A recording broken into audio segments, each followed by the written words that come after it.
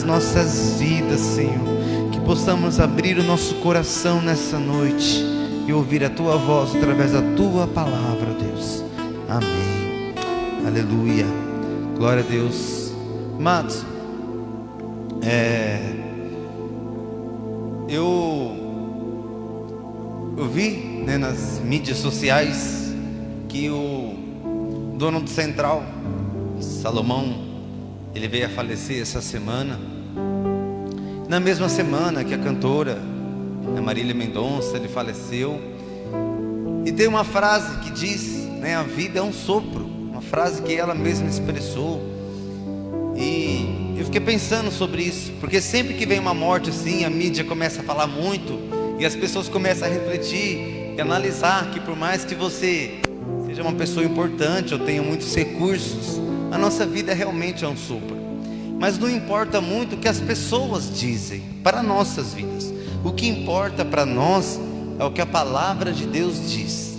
Então, baseado nesse tema, né, nessa frase, a vida é um sopro, eu comecei a meditar e ver o que a palavra de Deus diz a esse respeito.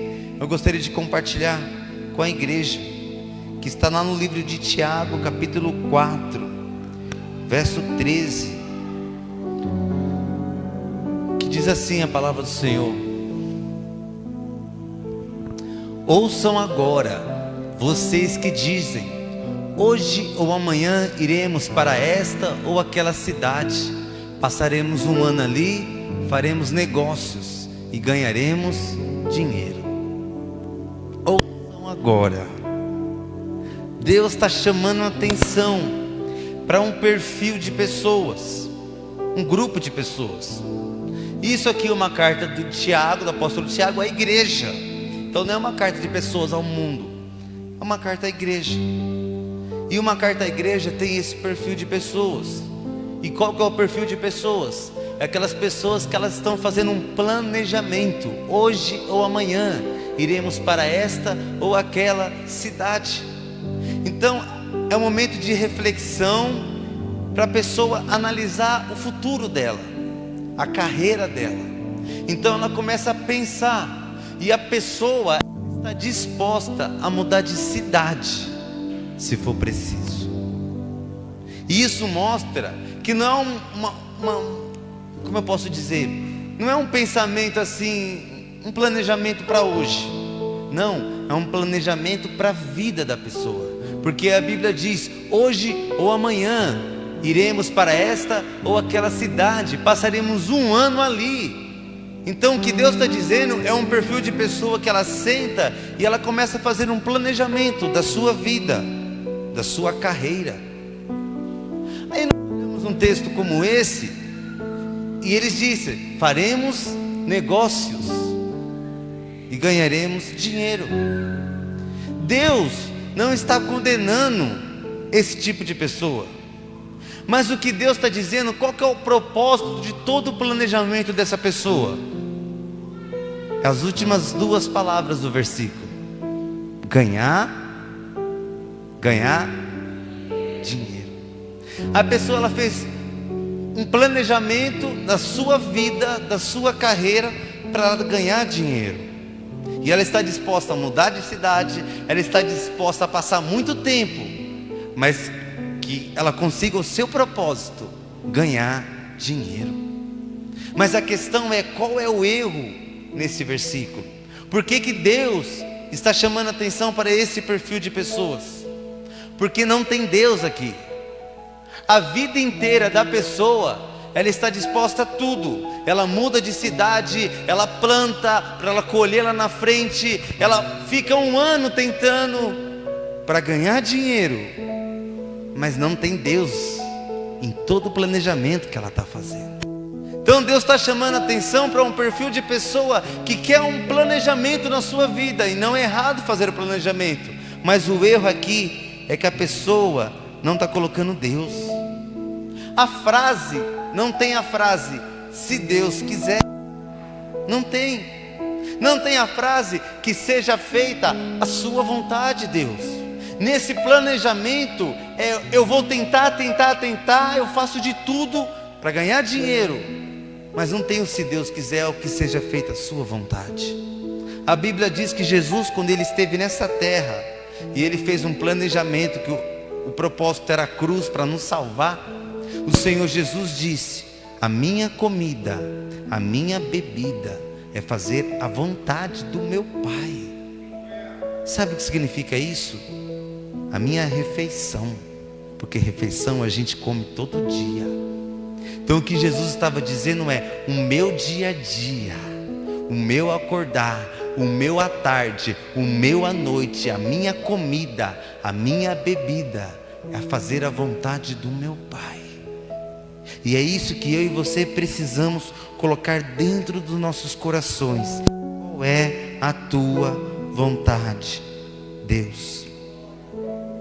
E Deus acha engraçado que nós somos fracos, e no nosso planejamento, que a gente planeja a longo prazo, parece que a gente é invencível, parece que nada vai nos acontecer, porque muitas vezes nós não colocamos Deus no nosso planejamento.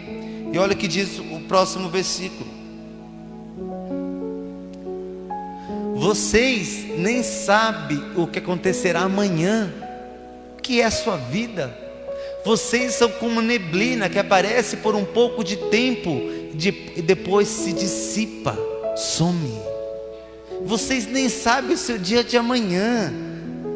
Como que vocês fazem tanto planejamento a longo prazo, sendo que vocês não sabem nem o dia de amanhã? Ah, Deus, então não é para mim fazer planos? Não, é para você colocar Deus nos seus planos, porque Ele sabe o seu dia de amanhã. E quando a gente consulta Ele, Ele fala não, Ele fala sim, Ele fala vai, Ele fala fica. O que Deus está pedindo é para nós fazermos um convite: Senhor, me inclui. Senhor, eu quero te incluir na minha vida, nos meus planos. E Ele diz: o que é a sua vida? O que é a sua vida? Deus está chamando a atenção para nós entendermos que nós não somos nada. E Deus nos compara a uma neblina.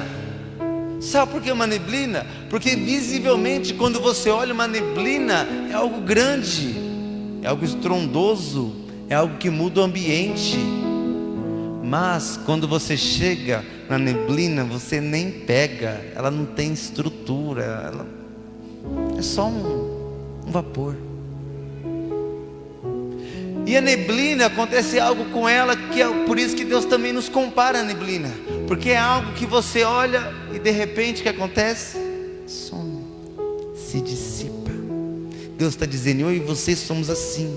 Nós nascemos, crescemos, depois morremos.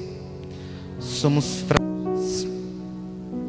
Eu assisti a Fórmula 1 e eu vi o Michael Schumacher, né? Ele ganhava todas as corridas praticamente. E um belo dia ele esquiando, bateu a cabeça numa pedra, ficou de coma. Todas as suas vitórias, todo o seu dinheiro, fica ileso. Isso mostra a nossa fragilidade.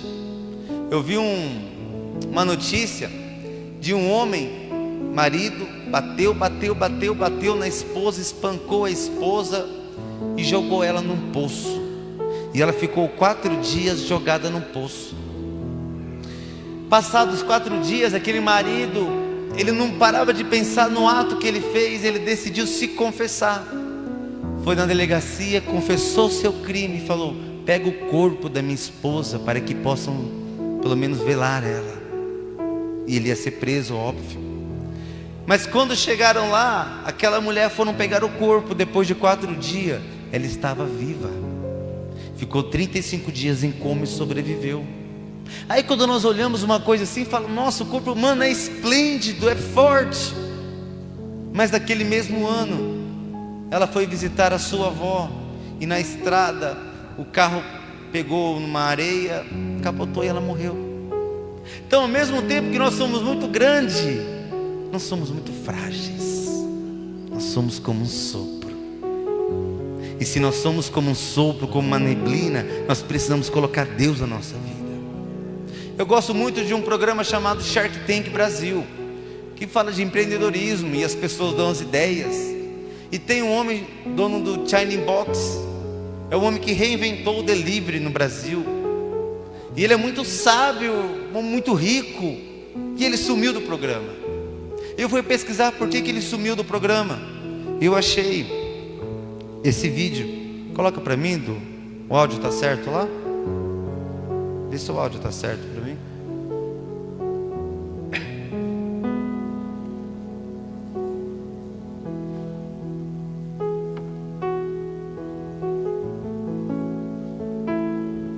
Tipo do programa Shark Tank Brasil. Fala galera, tudo bem? Meu nome é Robinson Shiba, eu sou o fundador das redes Shining Box e Gendai. Hoje eu participo do programa Shark Tank Brasil, sou um dos sócios da Help Aceleradora. E dia 25 de setembro eu estarei com vocês compartilhando um pouquinho de experiência desses 26 anos de negócios na minha vida. Vai acontecer lá no Espaço Bradesco. Espero vocês lá.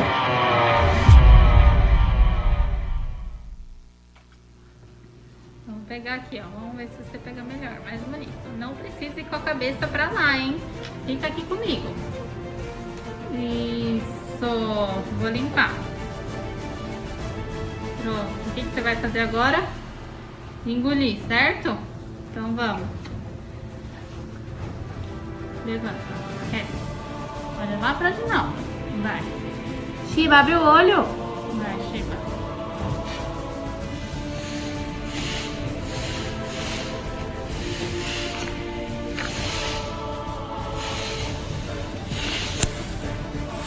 Isso, vamos. Tô cuidando. Vai. Vamos. Vamos.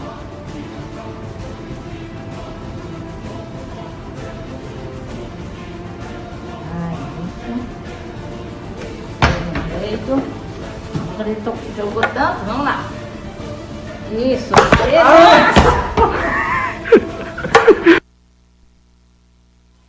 Não somos nada. Steve Jobs, dono da Apple, 56 anos, faleceu aos 56 anos. A sua empresa, a Apple, está avaliado em 3 trilhões e 200 bilhões de dólares. Mas os seus 3 trilhões não poderiam salvar ele do câncer que ele faleceu. Por isso que quando eu olho uma coisa como essa, é importante eu e você colocar Deus na nossa vida e estarmos firmes na presença de Deus, porque o próprio Deus diz que nós não sabemos o amanhã. Se eu e você não sabe, a Bíblia diz: estejam preparados. O que é estar preparado? É com a candeia acesa, porque a gente é tão frágil que a qualquer momento a gente pode partir. Seja quem for, rico ou pobre, não importa, a qualquer momento a gente parte. Então esteja com a sua candeia acesa, para que isso não venha com você como surpresa. E nós precisamos, porque eu não sei, eu estou aqui, mas eu não sei no dia de amanhã, e você também não sabe. E tem muita gente se aventurando porque é meio jovem. Steve Jobs, quando ele começou o tratamento, ele falou: não preciso disso.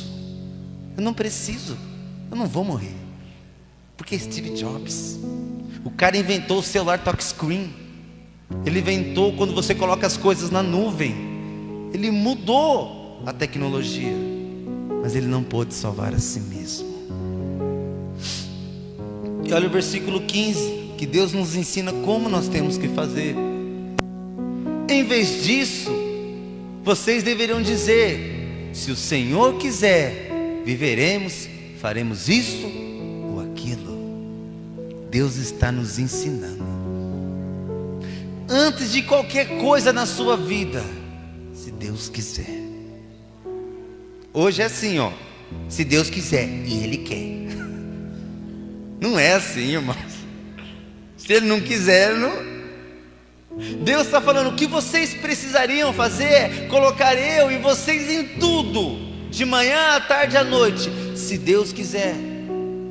E é tão forte o que Deus nos ensina, porque parece assim, bom, então vou colocar Deus e nada vai me acontecer. Não, porque o próprio Deus diz, vocês têm que colocar eu na sua vida e dizer, se Deus quiser, viveremos.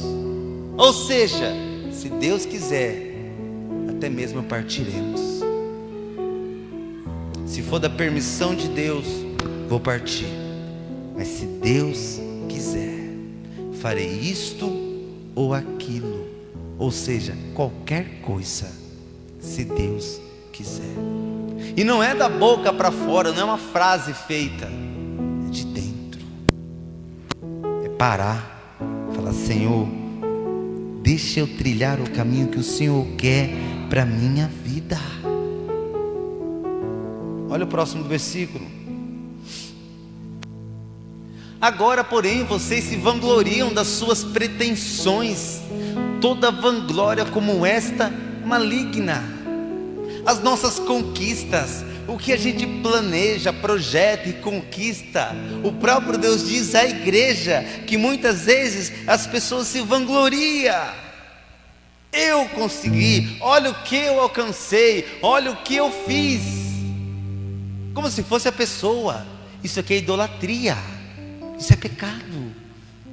Deus está falando, nas suas conquistas, você não está colocando um eu, você está sendo o centro e não eu. E Deus diz que toda vanglória como essa é maligna.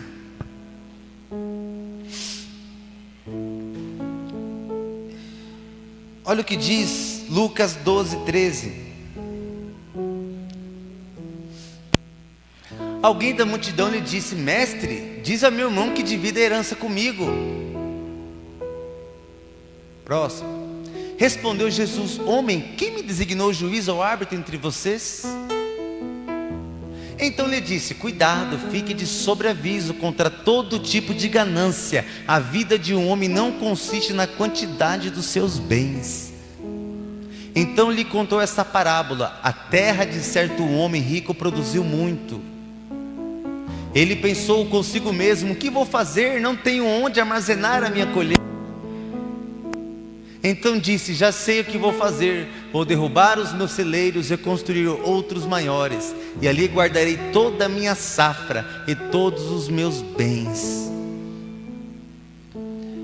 E direi a mim mesmo, você tem grande quantidade de bens armazenados para muitos anos, descanse, come, beba e se alegre. Irmãos, esse homem, a Bíblia diz que ele tinha tanta coisa que ele precisou construir um armazém maior. Mas uma coisa eu aprendo nesse versículo, a Bíblia diz que ele olhou para si mesmo, ou seja, era um homem que tinha muitos recursos, mas não tinha amigos. Podia ter colegas, podia ter interesseiros, mas ele não tinha amigos.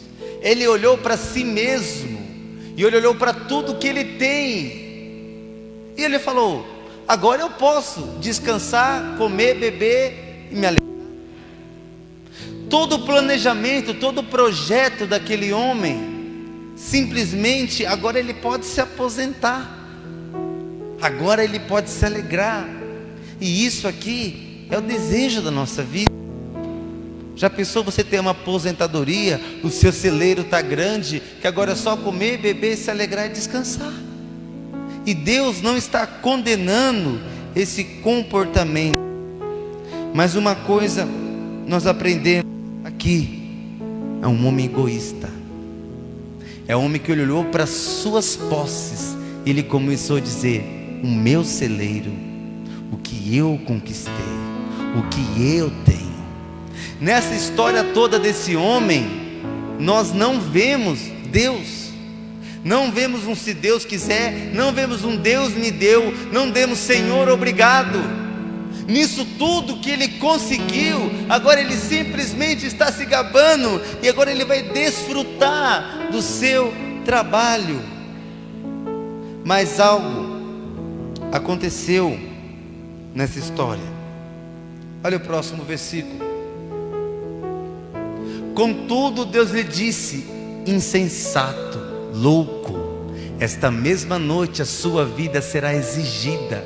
Então quem ficará com o que você preparou? Chegou o momento que aquele homem ele fez planejamento, ele mudou, ele foi ali, ele foi ali, ele foi para lá, ele lutou e ele conquistou.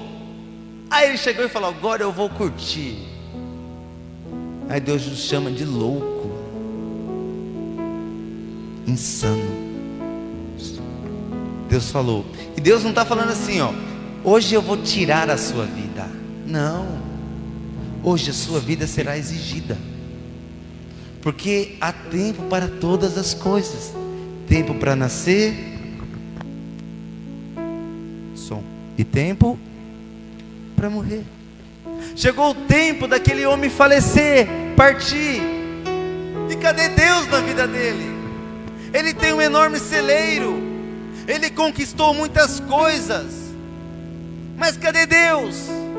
Não, o que nós presenciamos é simplesmente um celeiro cheio, e ele não vai nem poder curtir o que ele fez. E Deus diz: então quem ficará com o que você preparou? E a pergunta é, imagina que você está se aposentando, quem vai ficar com o que você trabalhou, com o que você suou? Alguém sabe? Quem vai ficar? Os filhos. Vai tudo para os filhos. Mas irmãos, nós não sabemos o dia de amanhã. Aquele homem, ele batalhou, e vai ficar tudo para os filhos. E quantas vezes a gente faz planos e planos e planos e é frustrado.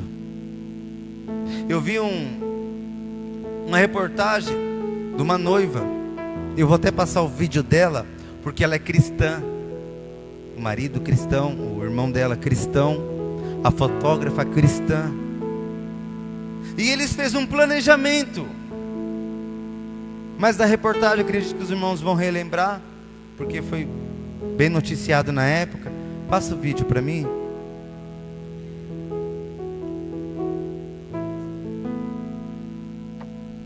Boa noite.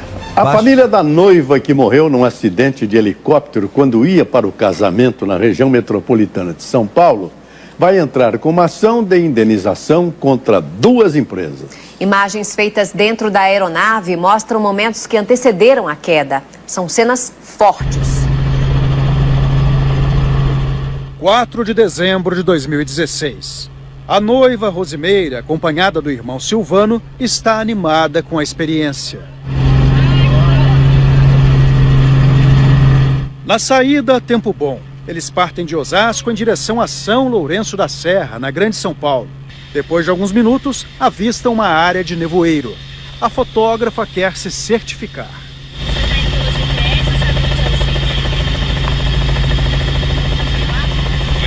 Você já foi lá?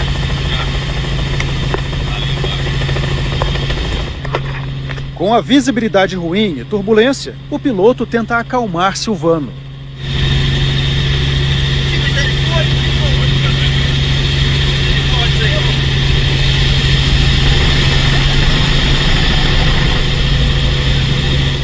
Os outros ocupantes parecem calmos. O helicóptero entra cada vez mais na nuvem e parece difícil para o piloto se orientar. Um alarme dispara. Já não há o que fazer. Para a família, esse vídeo reforça a suspeita de que o acidente aconteceu devido a uma falha do piloto. A gravação vai ser usada como prova. Faleceram a caminho do casamento. E é esse tipo de coisa, irmãos, que eu não entendo. Eu juro para você que eu não entendo como alguém brinca, sendo que a pessoa não sabe o dia de amanhã. É isso que eu não me entendo, como aquele homem, ele encheu o seu celeiro sabendo que ele é tão frágil e não sabia o seu dia de amanhã. O que me conforta o coração é saber que eles eram cristãos e hoje estão do lado de Deus. Mas se a gente não sabe o dia de amanhã, nós precisamos colocar Deus na nossa vida. Para se amanhã a gente partir com Cristo. Porque Ele sim sabe o nosso dia de amanhã. Põe o próximo versículo para a gente. Então quem ficará com o que você preparou? Que é o que nós estamos lendo. E Salomão, ele passou por isso. Olha o que ele disse em Eclesiastes 2:17. Por isso eu desprezei a vida, pois o trabalho que se faz debaixo do sol pareceu-me muito pesado, tudo era inútil, era correr atrás do vento. Desprezei todas as coisas pelas quais eu tanto me esforçara debaixo do sol, pois terei que deixá-las para aquele que me suceder. E quem pode dizer se ele será sábio ou tolo? Todavia terá domínio sobre tudo que eu realizei com o meu trabalho e com a minha sabedoria debaixo do sol. Isso também não faz sentido. Cheguei ao ponto de me desesperar por todo o trabalho no qual tanto me esforcei debaixo do sol. Pois um homem pode realizar o seu trabalho com sabedoria, conhecimento e habilidade, mas terá que deixar tudo o que possui como herança para alguém que não se esforçou por aquilo. Isso também é um absurdo, é uma grande injustiça, é loucura. Se nós olharmos para o lado do sentimental, não, eu amo meu filho, ele vai herdar o que eu trabalhei, o que eu suei. Esse é o sentimental. Mas Salomão, um homem mais sábio que já pisou nessa terra, ele está usando o racional, o lógico, o plantou, o colheu. E o que ele está dizendo é, não tem sentido. Eu ralei, anos e anos trabalhei debaixo do sol. E agora alguém que não trabalhou para isso, que eu nem sei como vai lidar com todo o meu suor, vai administrar os meus bens. Isso é loucura, isso não tem sentido, isso é correr atrás do vento. Olha o 24. Para o homem não existe nada melhor do que comer, beber e encontrar prazer em seu trabalho, e vi que isso também vem da mão de Deus. Então o que Salomão está ensinando não é você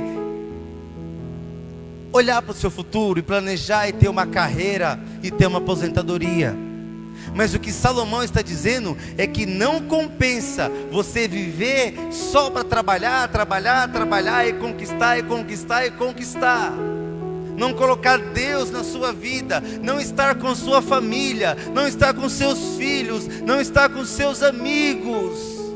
E lá na frente, tudo que você conquistou, você vai deixar para alguém que você nem sabe o que vai fazer. Meu pai mesmo passou numa casa que falou, o filho colocou o pai, a mãe, o pai morreu e a mãe colocaram no asilo, e pegaram a casa e venderam. Então a gente não sabe, é anos e anos de luta para não. Aí Deus nos ensina algo que vai trazer paz para nossas vidas. E o que Deus está nos ensinando é que não há nada melhor do que você comer, beber e encontrar prazer no seu trabalho. Sabe por que Deus ensina isso? Porque a ganância de muitas pessoas é: vou trabalhar. Consome a vida dela. Salomão fez isso. A Bíblia diz que ele construiu grandes coisas, grandes impérios. Vazio. E a Bíblia diz que não há nada melhor. O que eu e você precisamos, não é que Deus está falando, não quero que você trabalhe. Não. O que Deus está nos ensinando é: vocês precisam trabalhar para você comer, para você beber. Mas você precisa ter paz. E muitas vezes essa ganância de ter mais do que a gente precisa tira a nossa paz, e muitas vezes tira Deus das nossas vidas, porque o nosso trabalho se torna o nosso Senhor, o nosso estudo se torna o nosso Senhor, o nosso namoro, o nosso carro, a nossa casa se torna o nosso Senhor. E Deus está falando: não é esse o caminho. Você precisa ter um trabalho para você comer, beber, e você precisa ter prazer no seu trabalho. Deixa eu falar uma coisa para você, irmãos. Muitas vezes o prazer no seu trabalho, você vai ganhar menos do que você ganhava. E sabe por que Deus diz prazer no trabalho? Porque Ele sabe que você vai ficar 8 horas por dia trabalhando. 8 horas por dia. Então se a gente fica 8 horas dormindo, 8 horas trabalhando, você precisa encontrar algo que te dê prazer. E muitas vezes você vai ganhar menos. Mas é 8 horas por dia, você precisa encontrar algo que te dê prazer. E como eu falei, as pessoas até hoje falam, não sei o que ele se arrependeu de sair da Embraer. Não, porque hoje eu sinto prazer no meu trabalho. Ganho menos, mas sinto prazer. Você precisa encontrar coisas para você comer, beber, encontrar prazer no seu trabalho e ter Deus na sua vida. Irmãos, se você ter isso na sua vida, você é o homem mais rico deste mundo, você é a mulher mais rica deste mundo. Se você tem algo que não te afasta de Deus, você é a mulher mais sábia deste mundo. Mas se você, por algum motivo, deixou Deus por causa do seu futuro, da sua carreira, dos relacionamentos, você é pobre, você é miserável, você é insano, você é louco, porque você não sabe o dia de amanhã. Só Deus sabe. E tudo que Deus quer para nossas vidas é que a gente tenha paz e tenha Ele no coração. Mas o foco dessa mensagem está no versículo que nós já lemos, Lucas 12:13. Alguém da multidão lhe disse: mestre, diz a meu irmão que divida a herança comigo. Sabe aquela brincadeira, encontre o erro? Encontre o erro aqui. Qual é o problema disso? Porque a história que Jesus contou começou nisso daqui. E eu vou falar onde foi o erro. Aquele homem, ele estava diante de Jesus. E qual que era a preocupação dele? Jesus, fala para o meu irmão dividir a herança comigo. Ou seja, o pai morreu, o irmão pegou toda a parte da herança e não quer dividir com outro irmão. Ele olhou para Jesus, falou: bom, Jesus é influente, Jesus é Jesus, então eu vou até Jesus para ele resolver esse problema. Mas é Jesus, é Jesus. O que Maria fez quando encontrou Jesus? Se prostrou. Jesus, eu preciso dessa solução desse problema aqui. Eu preciso, porque eu quero aquele dinheiro, a minha herança, meu dinheiro. Ele nem trabalhou por isso, mas ele esquece o fato de ser Jesus. Ele só quer o dinheiro. Ele não quer Jesus. Ele quer a influência de Jesus. Ele quer o poder de Jesus. E nós vemos isso até hoje em muitos evangelhos por aí. Eu vou até Jesus porque eu quero a minha herança, eu quero dinheiro, eu quero riqueza, eu quero bens, eu quero cura. Eu não quero Jesus. Não, Jesus, ó, legal, a multidão está aí, legal. Mas Jesus, o Senhor pode me dar, eu sei que o Senhor pode. Então tem como se resolver esse problema? Jesus, vai lá, fala com meu irmão. O Senhor é Jesus, talvez ele te ouça. Aí se Jesus vai lá e fala com o irmão dá, ele vai para casa curtir sua vida. Ele não quer Jesus. Ele não quer que Jesus faça parte do plano da vida dele, do futuro dele. É uma pergunta para nossas vidas: você quer Jesus? Você quer Jesus? Ou você quer o que Jesus pode te dar? Ou você só quer Jesus? E Jesus responde para ele no próximo versículo. Respondeu Jesus: homem, quem me designou juiz ou árbitro entre vocês? Olha a resposta de Jesus. Alô, eu sou Jesus. Você acha que eu sou o juiz, o advogado? Não, eu sou o Salvador. Por que você não quer colocar eu na sua vida? Por que você só quer que eu resolva os seus problemas? A vida dele, o problema dele era maior que Jesus. O problema dele era o seu Deus. Irmãos, Não deixe isso acontecer com você. Nunca deixe de vir à casa do Pai e primeiramente o adorar pelo que Ele é. Jesus está falando: o que você pensa que eu sou? Eu vim do céu, vou morrer numa cruz, e você quer que eu resolva um problema para você ganhar dinheiro? Eu não vim à terra para isso. Verso 14, verso 20, desculpa. Contudo, Deus lhe disse: insensato, essa mesma noite a sua vida será exigida, então quem ficará com o que você preparou? Assim acontece com quem guarda para si riquezas, mas não é rico para com Deus. Não sei se você já entendeu, mas a Bíblia está dizendo, o próprio Deus está dizendo, que existem dois tipos de riquezas: a riqueza material e a riqueza celestial. O que Deus está dizendo é que aquele homem, ele tinha muitas riquezas, mas ele era pobre. Pobre. Deus olhou para ele, é pobre. Mas a Bíblia diz que Deus está dizendo que para muitas pessoas, Deus veio e Deus fala: você é rico. Como? O nosso tesouro, a nossa coroa. Irmão, você pode olhar para você pode estar pagando aluguel, seu carro quebrado, você endividado, e as pessoas olharem e falar: é pobre, é crente, mas é pobre. Olha o carro dele, olha a casa dele, olha a vida dele, olha o nome dele, olha o estado dele, olha a roupa dele, é pobre.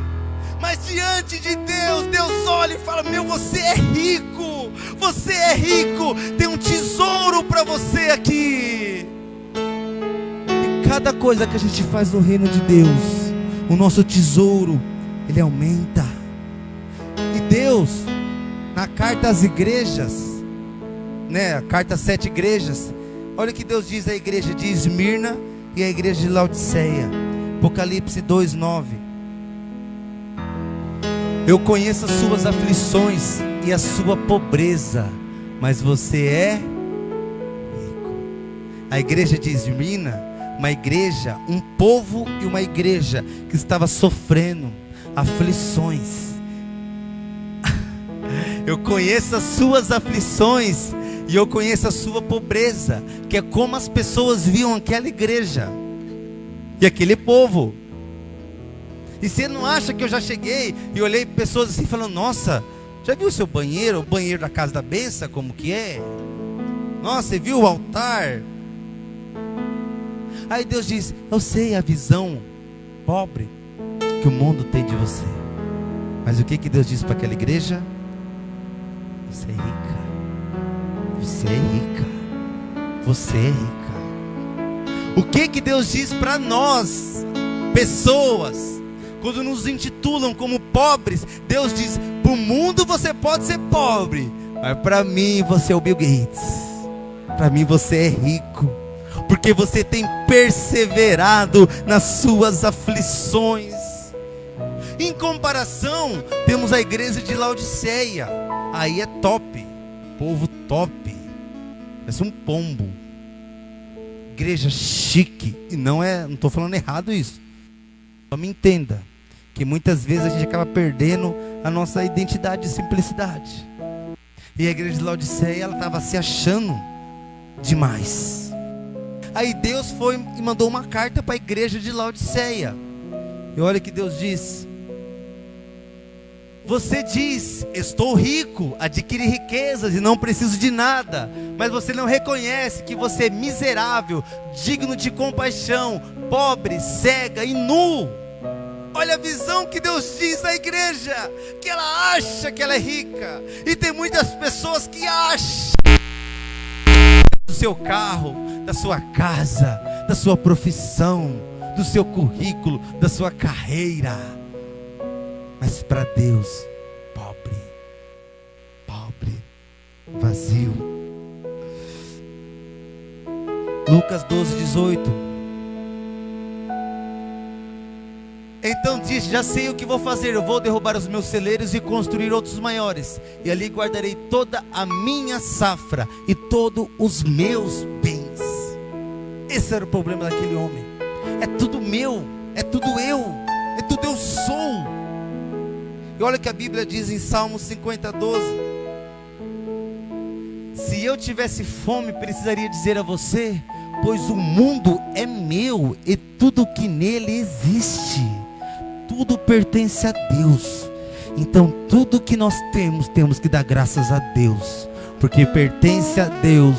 O nosso conhecimento, a nossa sabedoria, o nosso carro, a nossa profissão, a nossa saúde, a nossa vida, a nossa família, é tudo dele, ele que deu. Nós não somos nada. Aquele homem, ele decidiu proteger. Ele pegou e falou: nossa, olha as minhas riquezas, olha as minhas plantações, eu vou fazer um celeiro maior que eu vou proteger. Proteger do quê? Para que um celeiro maior? Para proteger do calor, da inundação, da enchente, do sol, do frio. Então ele se preocupou em proteger a sua riqueza. E que Deus está dizendo: você não está se preocupando em proteger o que você tem de mais precioso, que é a sua alma. Você não está colocando eu na sua vida. O seu celeiro vai ficar para quem nem sabe o que vai fazer. Mas a sua alma que você deveria proteger, guardar. Olha o que diz Mateus 10:28. Não tenha medo dos que matam o corpo, mas não podem matar a alma. Antes tenha medo daquele que pode destruir tanta alma como o corpo no inferno. O que ele precisaria era colocar a sua alma dentro do celeiro. E o celeiro é a presença de Deus. E o celeiro é o Salvador que poderia ter salvado a alma dele. Hoje nós protegemos nosso carro colocando no seguro. Nós colocamos até uma película no celular para proteger a sua tela de quebrar. Mas nós precisamos proteger a nossa alma, porque nós não sabemos o dia de amanhã. Próximo.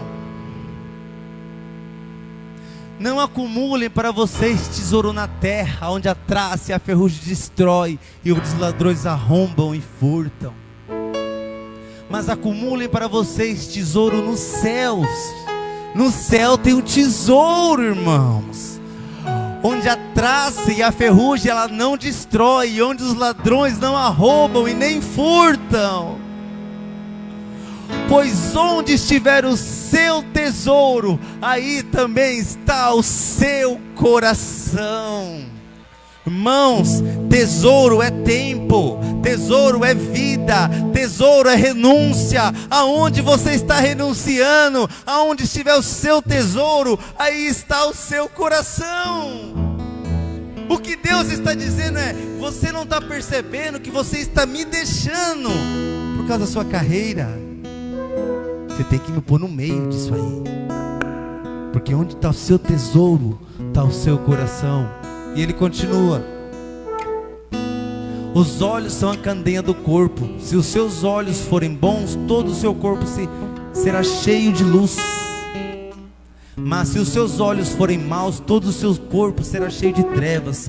Portanto, se a luz que está dentro de você são trevas, que tremenda trevas vocês são. Ninguém pode servir a dois senhores, pois odiará um e amará o outro, ou se dedicará a um e você acabará desprezando o outro. Vocês não podem servir a Deus e ao dinheiro. Observe as aves do céu, não semeiam, nem colhem, nem armazenam em celeiros. Aquele homem, ele estava guardando tudo num celeiro. Aí Deus diz: gente, mas nem as aves, elas guardam em celeiro para sua aposentadoria. Porque as aves, elas guardam para a estação, para o dia, para a semana. Mas ela confia, ela não se preocupa na sua aposentadoria. E Deus está dizendo, às vezes a gente se preocupa em ficar guardando no celeiro, E Deus está dizendo, mas nem as aves fazem isso, nem elas que deveriam se preocupar fazem isso. O Pai Celestial as alimenta. Não tem vocês muito mais valor do que elas? Deus está dizendo que nós somos mais valorosos do que as aves. Se Deus cuida das aves, você acha que Ele não vai cuidar de você? Para você comer, para você beber e para você dormir? É isso.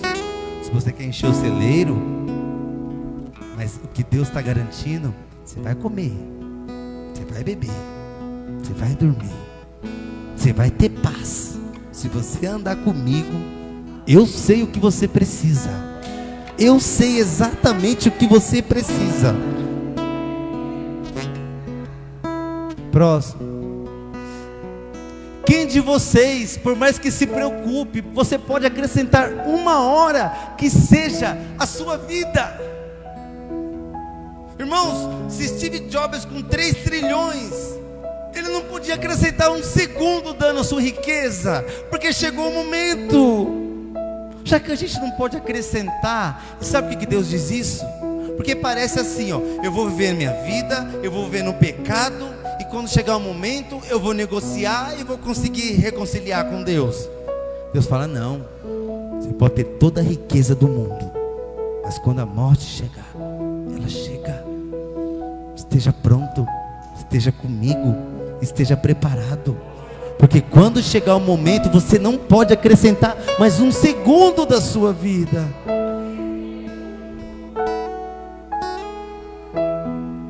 Portanto, não se preocupe dizendo o que vamos comer, o que vamos beber, o que vamos vestir, pois os pagãos, os mundanos, os que não têm Deus, os que correm atrás dessas coisas. Mas o Pai Celestial sabe exatamente o que vocês precisam. Busquem, pois, em primeiro lugar o reino de Deus e a sua justiça, e todas essas coisas lhe serão acrescentadas. Busque, é o reino, é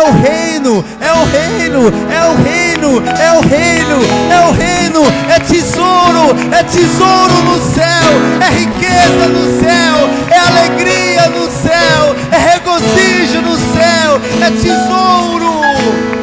Eu não sei se você está entendendo, mas Deus está dizendo que você tem um tesouro. Quando você deu um dízimo, uma oferta, quando você cuidou das crianças, quando você limpou a igreja, quando você fez célula, qualquer coisa que você fez para o reino, quando você deu uma carona, está sendo acrescentado um tesouro para você no reino dos céus. E quando eu e você chegar lá, Deus vai recompensar com um tesouro que não é deste mundo, que não corrói, que não perde o seu valor. Próximo. Portanto, não se preocupe com o amanhã, pois o amanhã trará suas próprias preocupações. Basta cada dia o seu próprio mal. E sabe por que termina assim? Porque as pessoas pensam assim: bom, eu vou buscar a Deus e tudo vai me ser acrescentado. Eu não vou ter doença, eu não vou ter dívida, eu não vou ter problema. Não.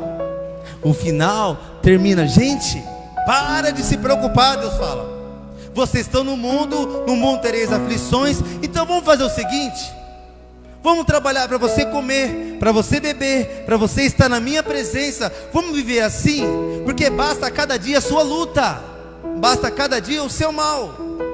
O que Deus está dizendo não é que no mundo a gente não vai ter aflições, mas o que eu e você precisa é colocar Ele no nosso planejamento, da nossa vida.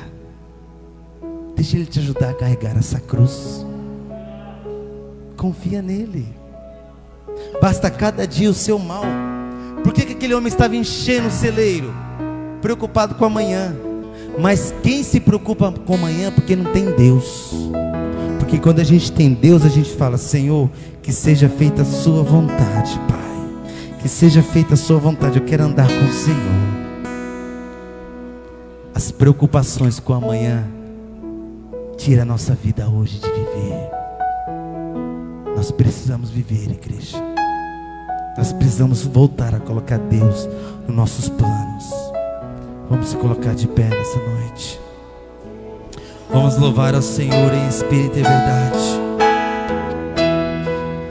Você precisa descansar no Senhor nessa noite. O Senhor te chama, confie em mim.